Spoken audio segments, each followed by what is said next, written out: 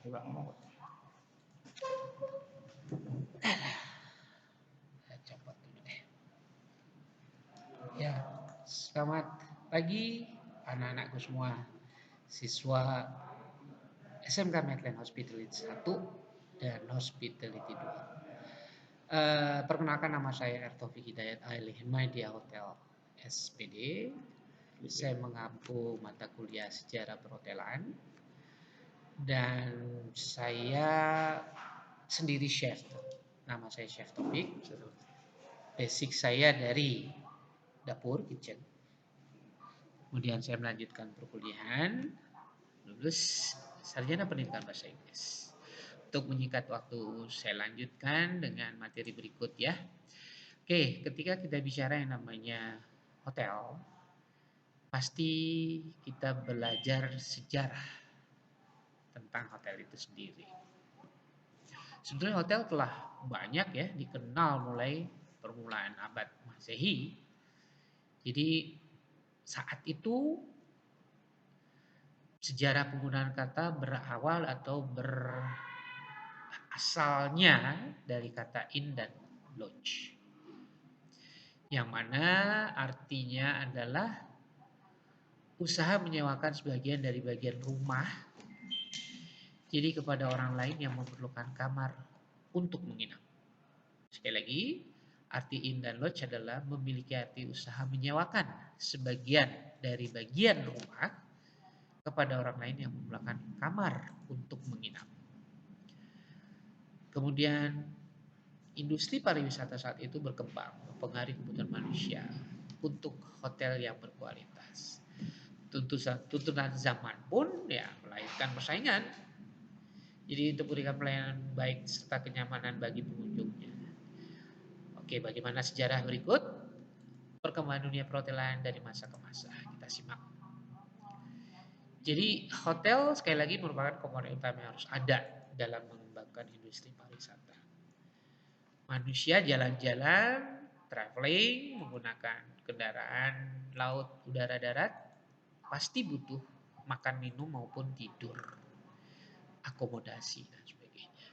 Sehingga bentuk penyediaan jasa akomodasi pun bergeser, mulai dikenal ya. Jadi umumnya inn dihuni oleh beberapa orang secara bersama saat itu karena pada mulanya disediakan bagi khusus saudagar kaya. Jadi saudagar yang melakukan perjalanan niaga nih seluruh dunia, dari satu negara ke negara yang lain dia jualan, seharian dia butuh tidur, makan dan minum. Selanjutnya berkembang. Lanjut ya. Peradaban semakin maju, jadi peningkatan yang cukup pesat dalam penyediaan sarana prasarana inn maupun lodge.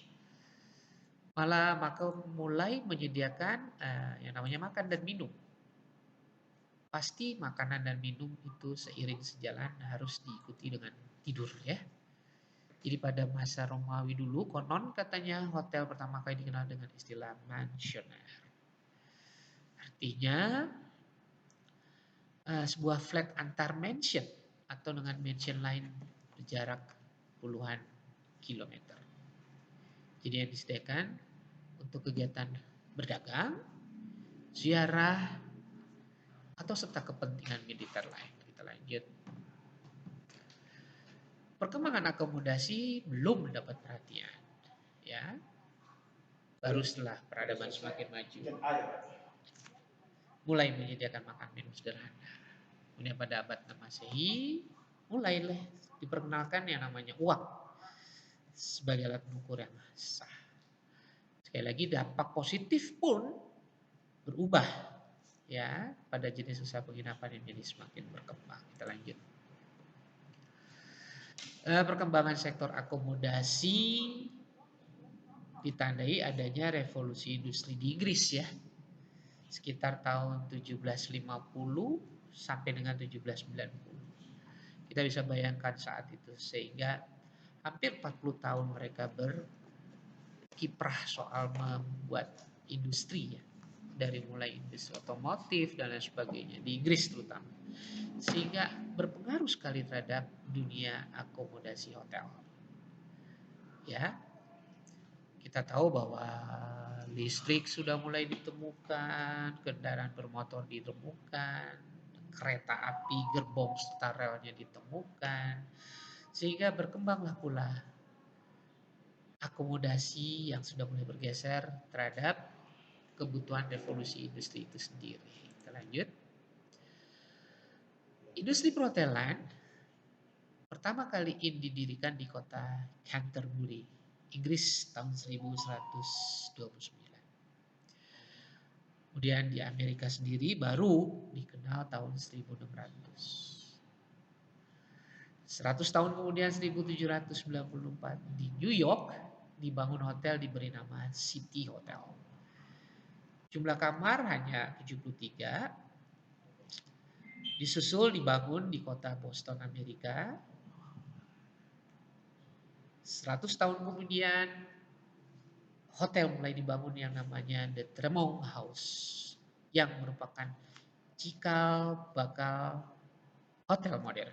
Sekali lagi, cikal bakal hotel modern didirikan di Tremont House, nama hotelnya, tahun 1829. Nah, mulai itu kamar dilengkapi kunci, air minum, surat kabar dalam kamar, dan pelayanan bellboy. Kita lanjut lagi.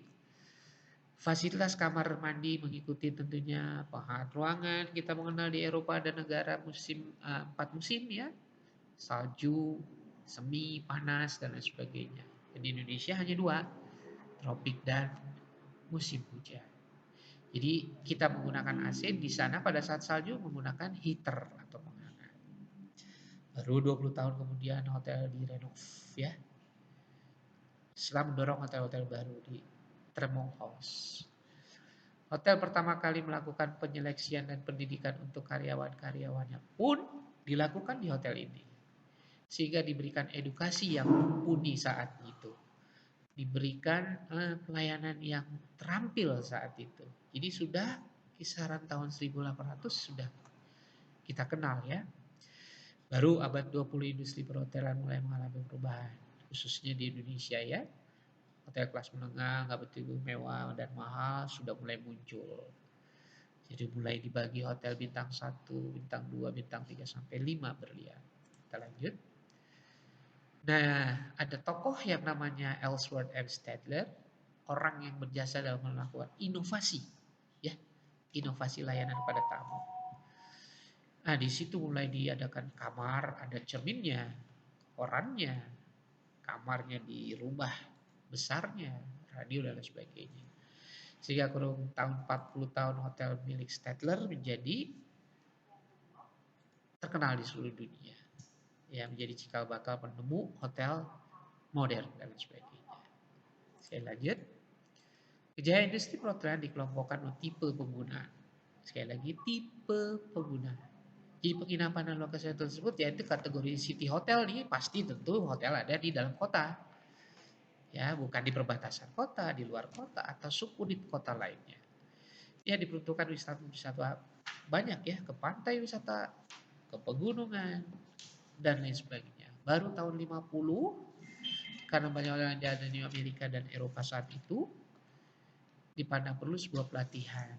Jadi karyawannya diberikan edukasi ya untuk memberikan jadi terampil lagi.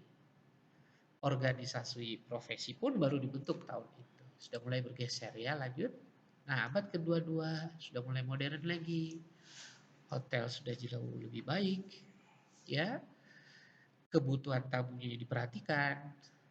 Jadi tidak terbatas dengan keinginan-keinginan yang tamu harapkan. Nah, yang paling nyata saat ini adalah contoh hotel Al Burj Al Arab. Lokasinya di Dubai, Timur Tengah sana ya.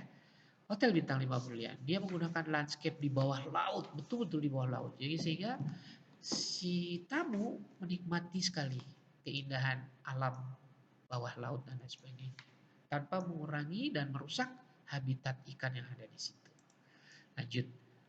Disebabkan fasilitas, maka berubah menjadi pelayanan hotel berbintang 5 berlian. Itu terkenal di Hotel Al Arab, Abu Dhabi, Dubai. Dia memanfaatkan banget yang namanya landscape laut